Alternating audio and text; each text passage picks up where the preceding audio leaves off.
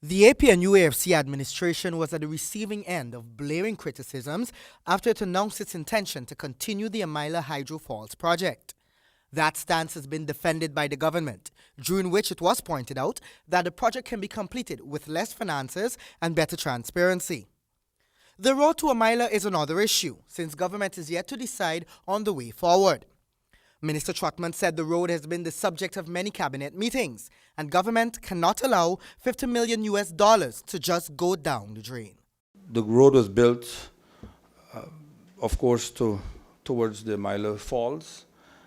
It is being unofficially used by illegal loggers and miners and others. So government is yet to take a position, but at the end of the day, we can't afford to see an almost $50 million US road not be in some use. So the Minister of Public Infrastructure in particular has been asked to present a proposal or proposals that would inform Cabinet's decision.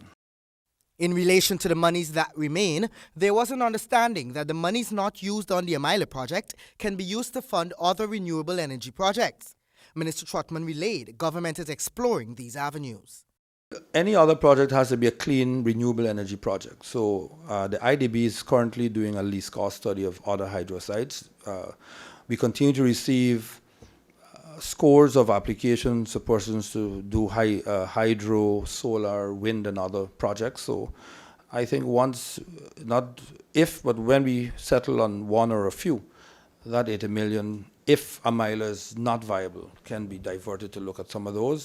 Trotman also noted that both the IDB and Norway agree that some of this funding can also go towards capacity building at the Guyana Power and Light.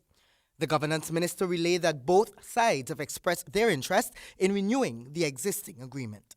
Well, of course, the basis of the meeting held last week, Tuesday, in Paris was very much about the MOU and its renewal. So both sides have committed to its renewal.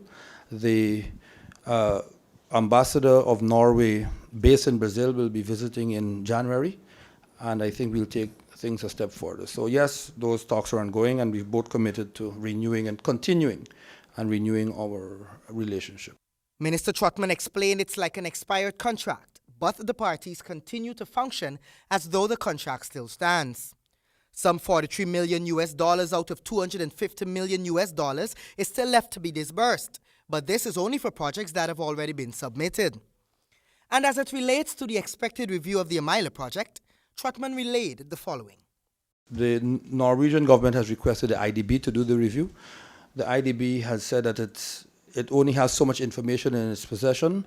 A lot of the proprietary information relative to Amila is in the possession of Site Global, and so both countries and the IDB are to approach Site to have that discussion about how we can access that information. But we would expect that the review would be done in the first quarter of 2016. The Amila Falls project was a bone of contention in the 10th Parliament, with the then AP and UAFC opposition withholding support for the project since it was not seen as viable.